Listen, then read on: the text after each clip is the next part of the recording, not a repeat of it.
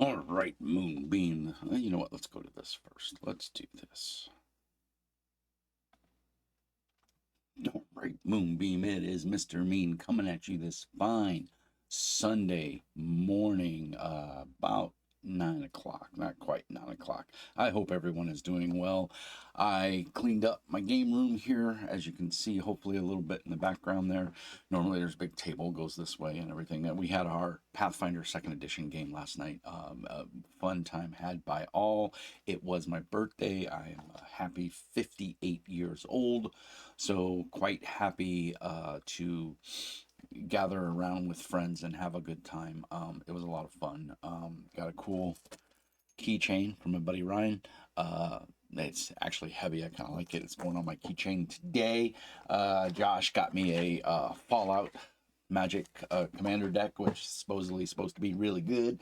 And then they all chipped in and got pizza and a birthday card, which was really cool. And they all signed it, so it was pretty neat. Um, Fun time was had, but today's video du jour is from Cubicle 7, who, in my opinion, have been knocking it out of the park with every release they've done as of late. I'm really, really enjoying their products, the presentation, the attention to detail, the craftsmanship in which they put things together. So I got as a birthday present, I got a copy of Warhammer: The Old World, the role playing game, the Player's Guide. And so I got the PDF. Now this is a work in progress. It's not 100% complete. This is not going to be delivered to the pre-order people who pre-ordered it. Which I'm one of. I got a gift as a pre-order, so it was pretty exciting. Thank you to who you are. You know who you are. Um, they asked me not to mention their name online or anything like that, so I will not. But they were very gracious, and so thank you very much for a very awesome, awesome, awesome birthday present. I couldn't have asked for a better present because I am a huge Warhammer fantasy fan, from the miniatures game all the way up to the role playing games and video games and everything. Anyway, long story short, this is their early release. There will be misprints, there will be spelling errors, that kind of thing. It is basically given to us, the playtesters, not even playtesters, just given to the pre-order public to look it over. If there's exceptions or errors or critical spelling and things like that, we let them know, Cubicle 7 know, and then they will go in and fix it. So when the final release, when it goes to print, we will get a righteous copy, as the saying goes. So anyway, I've gone through it. It's 191 pages. I don't know if the finished book will be larger or smaller. There's complete art in here. It is full color art. I'm gonna put the book up on the screen, and we're gonna kind of go through it. I'm gonna tell you what I like about it, what I dislike about it. Again, this is early. Things are subject to change. It is not the complete manuscript, but it is complete as of now. And of course, like I said, they will probably tweak. I think the core mechanics are pretty solid and set. I think there, if anything, it'll be typos and layout and things like that that change. But as it stands right now, from what I could tell, what I looked at, this looks like a very solid game right now. A couple minor little things, but nothing that would keep you from playing this. Some things that'll make you scratch your head, and I think they should have put some. They put so, sometimes they put the cart before the horse, as the old saying goes. But again, everybody's different. You may think that's just fine. So it is a matter of it's a design choice. Is it the right choice for me? Maybe not. For you, maybe so. I got my coffee. So and I got a bag of M&M peanuts because that's my favorite. I love those things. Anyway, so I'm gonna go to the desktop here and show you the PDF. My face will not be in there, but you'll hear. Hopefully, you'll hear my voice. I didn't even test that to make sure. Yeah, you should still hear my voice. Let's double check. Test, test, test. Yep, you can. You should be able to hear me. So here is the book. Um, now I wonder, can I? It won't let me because of the settings I have. So if I go to OBS, yeah, it cuts it over to the edge. So we're not going to do that. We'll leave it like that. All right. So, and the whole point of this is not for you to read it off the screen. It's just so you can have a visual reference as I talk about it. First and foremost, the art in the book is gorgeous. I don't recommend printing this at home unless you have a dedicated black and white printer. It's right now it's 191 pages, front and back, full color. There doesn't appear to be any settings to turn like background off or anything like that. So, um, it's going to eat a toner, a color toner cartridge. But we have a full index. They did like they did Imperium Maledictum and even the Warhammer Fantasy Roleplay, because they have a license with GW, so they make Warhammer Fantasy Roleplay as well. This is not Warhammer Fantasy Roleplay. This is Warhammer, the old world. So this is before the current setting of Warhammer. This is before the Chaos War. I think it's literally either right before or right after the Chaos Wars. So like Skaven aren't even known about. Most people think Skaven are a myth. The mutants and everything, that's chaos is obviously real, but yeah, goblins are your big threat here. Goblins, necromancers, orcs, those are the big threats right now in the world, and of course the marauding berserkers coming from the northern. But the game sets place in Talgard, um, which is the Empire, part of the Empire, and it's a large city state, quite a large populace and stuff. So it's not so big as to have giant armies running around, but it's not so small that player characters will be the only heroes in the town. So the art is amazing, as you can see here. The streets of Talagad, um, raining, troubadours, minstrels, people getting kicked out of kids getting or halflings or whatever getting kicked out of a tavern. And then of course a fight with what appears to be some elves and some dwarves and maybe some druids or whatever it did. Read the fiction. Obviously, there's a necromancer and a wizard going at it and a fighter, and then you get your introduction. We're not going to go through all of this. This is stuff that you should buy it and read it. What we are going to go through, though, is the differences, and the reason is because this is what I said when they announced this. They're like, we're coming out with Warhammer: The Old World, and I was like, why? You already have Warhammer Fantasy Roleplay. What is the purpose of coming out with a new game set basically in the same world, just in a different timeline? Doesn't make any sense to me. Uh, and quite frankly, I wrote it off. I wasn't going to back it. I wasn't going to support this game in any way, shape, or form because I was like, meh, whatever, that's stupid. And then I watched Dungeon and Dyslexia's video. He's a growing YouTube channel. He's actually got more subscribers than I have now. And he just started a couple months ago. But he also, I don't know if he works or whatever, but he spits out. He's already got over 200 videos out. So good for him. He's doing great. Go check out his channel. Tell him Mr. Mean sent you. He's friends with Jay Lasarde from Snarling Badger Games. Jay, Jay is a big supporter of this channel. I support everything Jay does because he makes great games. He makes one of my favorite games, the Black Iron. So, and it's getting a remake. Yay! Anyway, so I was very skeptical. Let me cut over to the camera here, to the talking head. I like to. I was very skeptical. I just didn't see a need for this. I didn't think why, and so like I said, I watched Dungeon and Dyslexia's video. I watched somebody else's video, and they were very positive. And so I said, well, these are two YouTubers that have a very similar vein to me in what I like, so which is why I follow them. So I said, well, let me go look at this, and then I got an email saying, from drive-through saying, hey, this is for you, and I was like, whoa! So it was like kismet, funny timing, whatever. It was super cool, and so I downloaded it and I looked at it and I immediately fell in love with it because first of all, it's using a D10. It's not using a percentile system.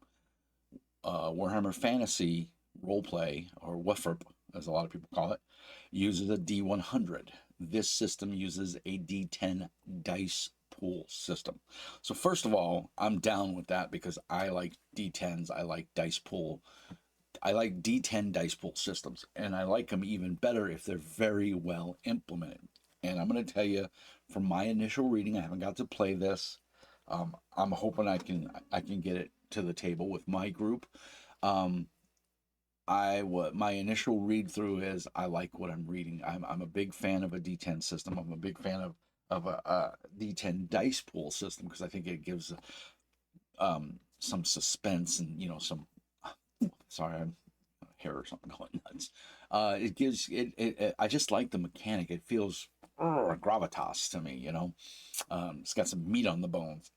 Um, and so I started reading through the system. Right, I read a little bit of the fluff, and I know the old world pretty well. So I was like, well, let me just get to the meat of this character creation, and it follows. It's very similar to Warhammer Fantasy Roleplay, but instead of percentile for your choices, it's D10s.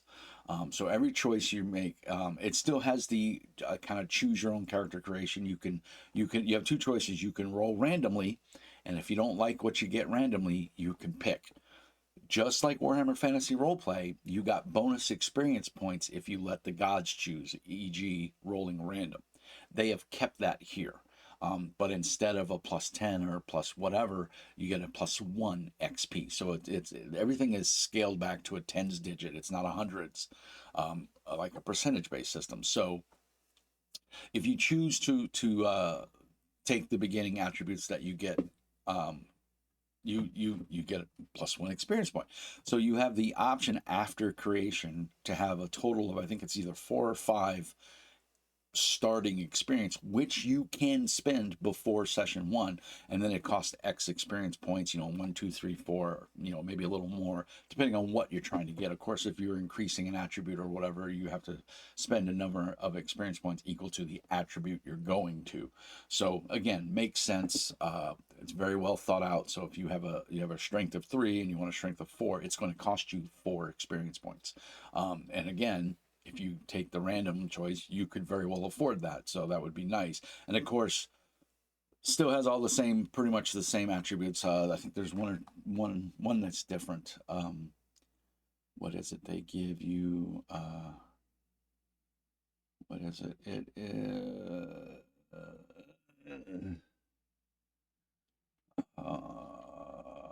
You know what? I have the character sheet right here. So we have weapon skill, ballistic skill, strength, toughness, initiative, agility, reason, and fellowship. You still have fate. You still have your lores, your talents. The coinage system is exactly the same as it is in Warhammer Fantasy. Brass, silver, gold. Your careers go the same way. So that's, your starting careers are either going to be brass, silver, and if you're like a noble, it's going to be gold. And that dictates how much things you can afford to buy. They don't count to the penny, to the brass penny or silver shilling, but they basically say if you're within this realm, you can afford this, and I like that. They have dramatically cut, cut down on skills, and I like that. We went from a basically primary, I think it was advanced and basic skills, right? We went from that to just skills. Now, there are favored skills and there are regular skills. If it's a favored skill, obviously you're better at it and it's easier to upgrade it and get in it. So you have weapon skill, which is a core attribute, abbreviated as WS. And it's going to range from 1 to 7, I believe. 7 is the maximum attribute you can have in any attribute, and it's adjusted by race. So, like your halflings aren't going to have as high of a strength as, say, a dwarf, or a dwarf's not going to have as high of an agility as, say, an elf. But you can spend experience to get them close. Anything going above that, you have to get GM's approval. But for normal character creation, uh, everything can be bumped up with experience points up to the racial maximum. And there's a little chart. But anyway, under weapon skill, you have melee and defense. Under ballistic skill, you have shooting and throwing. Under strength, you have brawn, toil, and then under toughness, you have survival and endurance. Under initiative, you have awareness and dexterity. Under agility, you have athletics and stealth. Under reason, you have willpower, recall. And under fellowship, you have leadership and charm. That's it. That's all your skills. everything falls into that one of those categories, which I love. Less is more. As a GM, I want you to do something. I can look at this real quick and I can make a decision ASAP and not be bogged down by, oh well, is it, is it tracking or is it environment? Is it? I don't have to struggle over that. I can just look at this and it just falls into this category. It goes. There's downtime improvement. So again, it's a dice pool system. So let's say you want to lift this broken wagon to help the wheelwright put the wheel on. You're a wheelwright apprentice. You'd make a strength roll. So you would grab a number of d10s equal to your strength. And this is where I like what they did. Instead of the GM saying, arbitrary target numbers, like 5, 10, 15, 20, 25, 30, 30 being impossible, 5 being easy. No, it's based on your attribute in the skill. So let's say he's going to make a strength roll and his brawn is a 4. So he's going to roll, and let's just say for argument's sake, his strength is a 5. He's going to pick up 5d10, which is really good. Average player average is 2. So having a 5 in strength is pretty freaking solid. But his skill brawn is a 4. So on those 5d10, he is going to roll them. He is not going to add them up. He is going to roll them individually, all 5, and he's looking for any number equal to or less than a 4. That's his target number. For every 4 or less on the die that he rolls on one of those 5d10s, he's going to garner a success. Most tasks in the game only require 1 success. Now, opposed rolls are going to be just that. If your opponent rolls 3 successes, you need 4 or 3 to tie. You can get modifiers that will modify the skill. So that, and then you can get a +1 or a +2 or a -1 or a -2 or whatever. So again, with every die being an opportunity to succeed, subtracting dice is detrimental, right? Adding dice is a bonus. I didn't see anything where like there was a critical failure. I have not read the magic system, but my understanding is it runs very similar to your basic skill checks. The spell has a target number. You roll your magic. If you get it, you succeed. And most likely, I would imagine it's probably going to be either initiative or willpower, or not willpower, reason. Probably reason and willpower will be your spell. I didn't get that far. I just read the base mechanics. Damage still goes like the old system. You do enough damage equal to their toughness. Their toughness and armor subtract whatever's left over goes through to wounds. It's pretty cut and dry. I'm trying to see. I want to make sure. Yeah, your wounds, and then you have staggered. They put a lot more emphasis in this game on staggered and conditions, where they affect the skill roll or the trait roll. So that, in a way, is good. I don't think it's going to be as much as it was in Warhammer Fantasy Roleplay, where you had all these different +10, -10, -20, +30, and then you had to keep it all. You have advantage on your attacks and stuff. It doesn't seem to be that difficult. And if it is, I'm almost going to hazard a guess that it would be a +1. If you have advantage or momentum on your attack, you're going to get a +1, and then and go from there. And a +1 will give you an extra die, or increase your target number by +1. So because again, you want to roll equal to or less than on a d10. So you start getting up there, in your skills in like a 7, 6, or a 7, you got more than a 50-50 chance. And then on top of that, if you're rolling 4 or more dice, your odds exponentially explode. So you can really start knocking things out of the park. You still have fate points. You can spend, you can manipulate, you can spend a fate to re-roll, you can burn a fate to keep from dying. So all the core mechanics are still there. All the things that we love about Warhammer fantasy role play in the old world are there.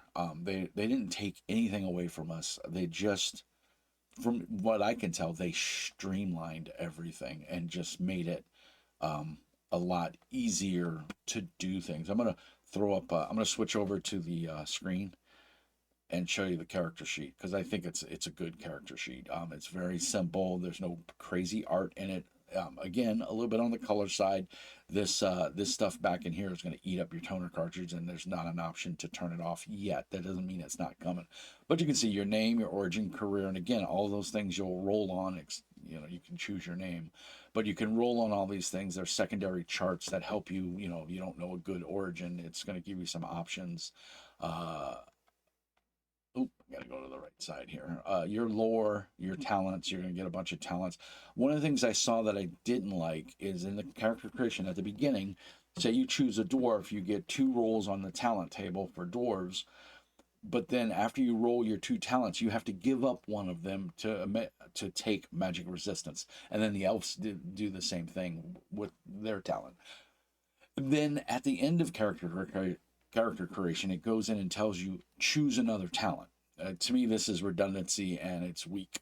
Um, I would have much preferred, and this is just me. It doesn't make sense to me. Maybe it does to you, but what I think they should have done for those is okay. As a dwarf, you get 1 talent that you can either pick or roll. If you roll, you get +1 experience point. If you pick, you don't get any experience. So it depends on you. If you like to dial in your character to what you want, then obviously picking is the way to go. But the penalty is you're not going to get any starting experience points, which could maybe get you another talent or bump a skill or bump an attribute or whatever. So anyway, the choice is yours. But what I would have liked to have seen is said roll once on the dwarven starting talents, and then you also get magic resistance. Because then you're making it feel like I get something. Like, not everybody can get magic resistance. So I get that. That's what I get for being a dwarf. Whereas it almost feels in my mind like you're penalizing me. Roll for 2 talents, but then choose one and replace it with magic resistance. Well, now I feel like you're taking something away from me and giving me something I don't necessarily want. Maybe I do want it, but I should have the option, right? So I think do away with that. That's just my constructive criticism. And then at the end, you can choose a starting talent. So then as a player, you don't feel like you're losing anything or they're taking something away or you're being penalized for playing a dwarf or an elf or maybe a halfling if it goes that way. So that's just an observation that I saw. Other than that, everything else looked pretty solid. You have all your descriptors for your careers, and yes, the rat catcher is in there, the hedge wizard is in there, the man at arms, the beggar, they're all in there. So it's a very starting. It's very pared down. It's not as verbose as Warhammer Fantasy, but it's pretty good, and I'm sure there's going to be more. The other cool thing about this set that I want to make you aware of is there's going to be a player book, which again currently is 191 pages, subject to change. And then there's going to be a GM book, and the GM book is going to have your monsters in it and everything, your starting monsters and stuff. So unlike Warhammer Fantasy Roleplay, which is everything is condensed into one 300+ page book, this is going to be 2 separate books, and then they're going to come in a slipcover. There's a collector's cover, which is beautiful, and then there's the normal. I was gifted the normal GM pack, so I'll have the player book, the Dungeon Master's book, then a couple of the cards like threat cards, which are basically the monster cards, and I think career cards or something, and then a set of 6 D10 themed in the old world, that yellow and red theme for the dice. You can go on the Cubicle 7 site and see, and I'll put links in the doobly doo. This will obviously it's streaming to Moonbeam right now, and then you'll be able to watch it later on YouTube after the algorithm gets a chance to put all that stuff in there. And do me a favor and click that like and subscribe button. It really helps the channel. If you're really down and like my content, you can go support me on Patreon or buy me a coffee. And then we also have a Discord, which I will be running some Warhammer the Old World on my Discord if I can get 3 or 4 players. So I'm pretty enamored with this. I'm a huge Warhammer fan, so part of why I bought a 3D printer is so that I didn't have to print, I didn't have to pay GW's exorbitant prices for miniatures because I love their miniatures. But in 3D printing, you can make your own miniatures, and I'm really, really enjoying that aspect of the hobby. I printed, my pile of shame is huge now, but you know what? I love every miniature, and it's Christmas morning every time you go to the print plate and you see your miniatures are printed. Anyway, that being said, like and subscribe, all that jazz. I appreciate it. Put notes. Leave a comment. I strive to answer every comment, even if it's negative. Constructive criticism, please. Let's not be jerks. But yeah, leave some constructive criticism or a question. I'll answer it as best I can, or better yet, join the Discord and come over there and ask your question. But yeah, YouTube likes to see creators interact with their audiences. So yeah, I try to answer every question. But I'm just saying this is a banger from what I'm seeing. I'm gonna jump over to the desktop and let you guys see a little bit more of the book. Like I said, this is the character sheet. It's 2 pages front and back. You got some spells, grim portent, exacting test to progress. These are long-term tests, almost like a clock if you're a Powered by the Apocalypse fan. Clues and insights are just notes for when you're on an adventure or whatever. And in Favors Old, same thing. Things that can happen. Contacts. You do get contacts when you start the game. Your wounds and your condition. Like I said, staggered is a big one. But yeah, that's the character sheet. It's pretty. I'm sure someone's going to come out with a much better one. But yeah, it's still pretty nice. But the core book, big chunky section on character creation, which it should be. It's the player's book. The art is phenomenal. I'm very impressed with the art. But it's Cubicle 7. They are known for doing amazing product. Then you get your origins, and this is what I was talking about. You see, so like if you're a dwarf, you roll twice on talent table above, re-rolling duplicates. You must swap one of these talents for magic resistance. I do like that it gives you the page, so you can go to page 79. You can read about it. I don't like that they're taking something from you. And we've talked about this already. I get to roll twice, and then I gotta choose which one I want to shit can in order to take magic resistance. What if I don't want magic resistance? Well, I don't have a choice. If I'm playing a dwarf, I am naturally magic resistant. That is an inbred, inborn talent that all dwarves have. So I have to take it. So yeah, you could possibly work with your GM and say, "Hey, I come from a long line of dwarves that were, born and raised in Talagard, and we don't have that. We've been living among humans and out of the earth for so long that we've lost. You could, I mean, you and your GM can feel free to work that out. That would make you slightly different, but maybe other dwarves treat you differently. Whatever. But that's an option. But you get all of that. You get your careers, and like I said, the art.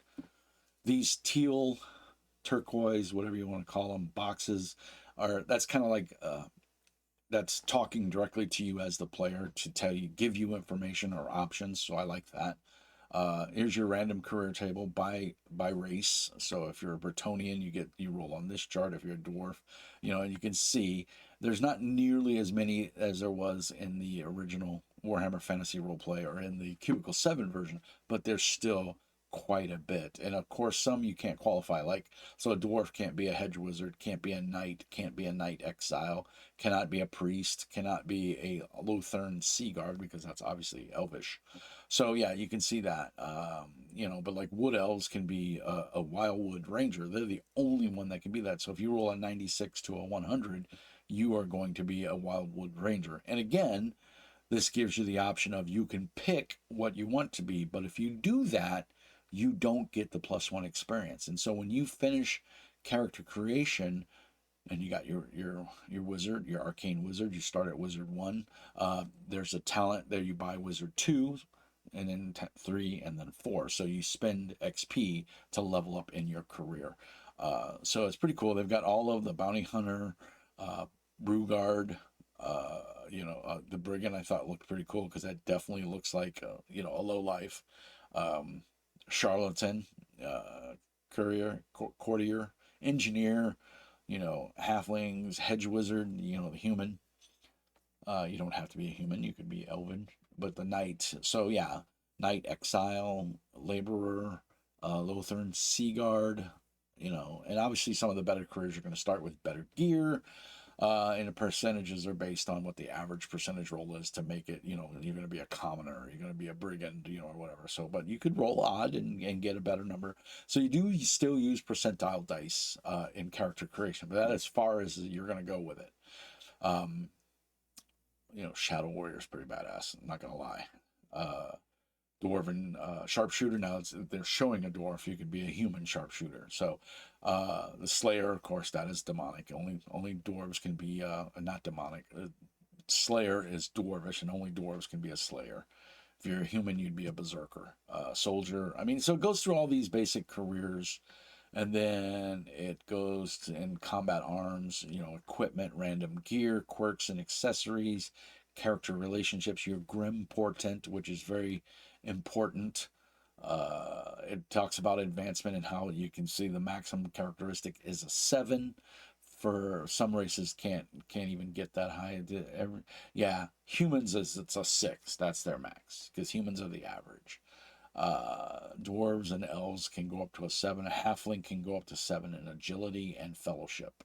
So 7 is the bomb. Everything below that. But again, you're rolling d10s, so 7 or less is a success. Your skill dictates how many successes you need.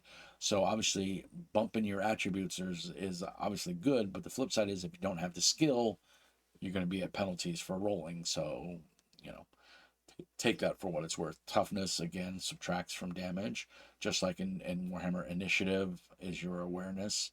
You can test awareness to sense what's going on nearby when used to scrutinize. And again, reference page 129. I like that.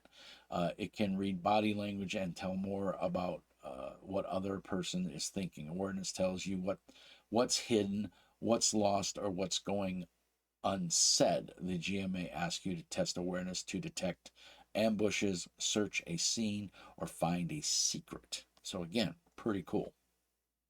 And it gives some complications and some options and everything like that. So here's your talents. We get into all of our talents, and there's quite a few, and they all look tasty, to be honest. But you get a lot of talents trade lores, and then we go into spending, you know, bartering. So a lot of role playing opportunities for between the GM and the player to roll this out.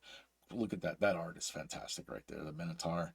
Uh, yeah, it's just, the art is fantastic. Throwing knives, tools of the trade. I mean, it's a complete game, guys. It's really well done, laid out. Rolling dice, your dice modifiers, the skill table. It's all in there. And like I said, I was on the fence. I thought, why the hell do we need another old world game? We've got Warhammer Fantasy Roleplay. It does everything I want it to do.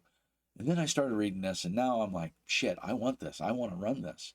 So that's the sign of a great game. If it draws you in, the character creation feels similar to Warhammer Fantasy Roleplay, but yet it's kind of its own thing. And even though it has that familiarity, it's still its own thing, and I think it will stand on its own. I think this game will stand on its own. I know Cubicle 7 has some big plans for this game, and I can't say as I blame them. I think that's a great thing. Warhammer Fantasy Roleplay is strictly Games Workshop. I believe Cubicle 7 just has the rights to produce it. So everything they do, they have to give to Games Workshop. Workshop has to tell them yes or no. Now, the same thing happens here, but this is a licensed property, so they have a little more flexibility on what they can and can't do, and they're doing it in a time before the old or before the current version of Warhammer Fantasy Roleplay. So they have some flexibilities to flesh out things and go a slightly different route. And GW doesn't necessarily have to agree to it. Now, of course, they have final say. They can say, no, we're not doing that. But this gives them a lot of flexibility to do their own thing, and it's their own mechanic. While it's very similar to Warhammer Fantasy, it's still different and its own game. So they have a lot more flexibility in their design and their implementation of how they come out with adventures and things like that. Whereas Warhammer Fantasy Roleplay was just an agreement between them to reprint the Power Behind the Throne and the Enemy Within, and all that stuff, and make a game that GW approved of.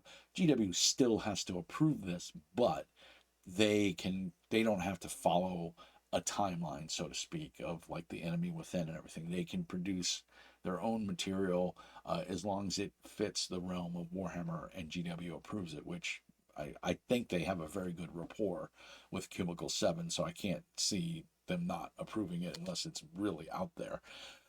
But again, really impressed with this. The art is phenomenal.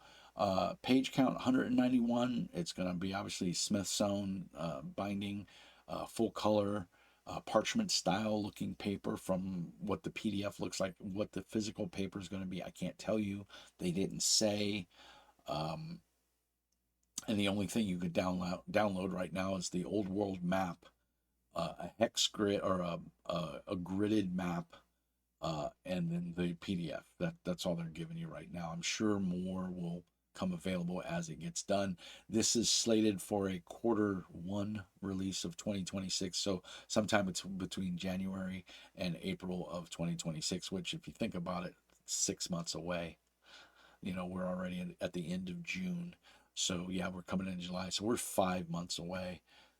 If it was to drop in early January, I don't think so, but well, I would not be disappointed if we saw it in February, late February, early March, which would be fine. But the art is phenomenal. The layout is done really well. The examples are well written. I mean, they've put some effort into this, and but yet it's familiar if you've played Warhammer Second Edition, from GW, or if you've played Green Ronin's version of Warhammer, or the current Cubicle 7 Warhammer Fantasy Roleplay. This is going to still be familiar. Uh, but if you're new, if you've never played Warhammer or played in that universe, that setting, then this is a new game, and everything's going to just flow because it's laid out so well, and they give you a great idea of what's in there. So it's this is a banger, man. This is a buy in my book. And again, I originally went into this with, nah, I'm not going to support this. I've got Warhammer Fantasy Roleplay. I don't need this. I mean, that whole section over there, from right there all the way to there, that's all Warhammer books. Green Ronin's version and Cubicle 7's version. And then back over here, um, down there is a whole bunch of GW books and Hoghead publishing books from back in the day. The Dwarven book, the Elf book from Hogshead. So yeah, I'm a big Warhammer fan. So this is, I mean, this is very well done. Look, I mean, you got carriages, all the information, common boats, interrogation. I mean, between adventures, they talk about what to do in downtime. I like this. Um, Typical Warhammer, games, you tend to go from adventure to adventure to adventure, and the player just keeps upgrading, and you never get that second to just let your hair down. Pathfinder does a great job of this as well. Downtime, expenditures and stuff. I think even D&D has incorporated it into fifth edition. I can't remember. But the nice part is this gives you something to do with all that loot, with all that background talents and things that you may have that make your character your character. This gives you an opportunity to flaunt that, to flex, and to gain experience, and spend your experience on something, so, and earn some income and all that stuff like that. So downtime things are going to be a big thing. I mean, it'll be, I don't want to say glossed over, but it kind of will be. It's going to be like, okay, so you had 3 weeks of downtime. What did you do? And you're going to go around the table. Some people are going to make some rolls, and then you're going to gloss over it, and then you're going to go into your adventure. But still, at least you had that opportunity, and it gives you something to work forward and strive towards. So there's all kinds of stuff in here. And again, I can't stop talking about the art, religion, and beliefs. Uh, the art is, hey, there's the White Wolf, Ulrich, uh, strictures of Tau. We get all of our gods: Rhea, Sigmar, Manon, goddess of the sea and fertility and hope. Mor, my favorite, is the god of the undead priest. When you die, they put coins on your eyes so that you can pay the ferryman for the ferryman of Mor. Renald is the forest, I believe. Oh, criminal underworld. Renard is the god of thieves. Verena is law. So Mermedia is military. Shalia is anatomy and concoctions. She's also the main healing god. And then the gods beyond the empire. So it talks about them as well, of the dwarves and magic in the old world, winds of magic. A lot of these little player boxes that give you information directly for, mechanic wise, things like that. So again, I'm babbling here. It's amazing. Buy the damn game. It's a buy in Mr. Mean's book. If you can afford one of the big sets, they're a little bit on the pricey side, I saw, but you're gonna get all your bang widgets and doodads and everything. I like that you don't need any specialized dice. You don't need any special tokens. You can play. I mean, if you want to use fate tokens, you can, and I use fate tokens at my game. Um, but yeah, this is just all you need is I think the initial dice set, they have a themed dice set that's kind of this teal color, and they're 6 D10s that you get, because you shouldn't be rolling more than 7 to start with. GM may roll more for monsters and things that have attributes above a 7, but players typically aren't going to need more than 6 D10. So each you could get one set of dice and share them, or most gamers have their own dice. So I like a D10 dice pool set. There's the dwarf players got. Oh, let me go over to this. Go back here. So this is coming out real soon. I think I did buy this. And then, oh, look, handy dandy little printouts. Look at that. I didn't even notice that. That's at the end of the book. There's a little ad for the Dwarf Player's Guide for Warhammer Fantasy Roleplay. So that's a little bit different. The original system. I don't want to say this one's a derivative of, but it's similar to. So that is my take on Warhammer the Old World. It is a buy. It's pre-release, scheduled to be released in Q1 of 2026. So a little ways away, but definitely within reach, so to speak. And I think you'll be pleasantly surprised if you pick this up. I'm enamored with it. I can't wait to get it to the table. If you do pick it up, put a note down below and let me know what you think. I'm pretty impressed with it. So I hope you guys enjoyed this. As always, peace and hair grease. Remember, like and subscribe, join the Patreon, join the Discord, join me on Moonbeam, follow me on Moonbeam. All my videos go to Moonbeam first, and then they get released to YouTube a short time later. So as always, peace and hair grease. Remember, Mr. Mean says be nice. Take care, everybody.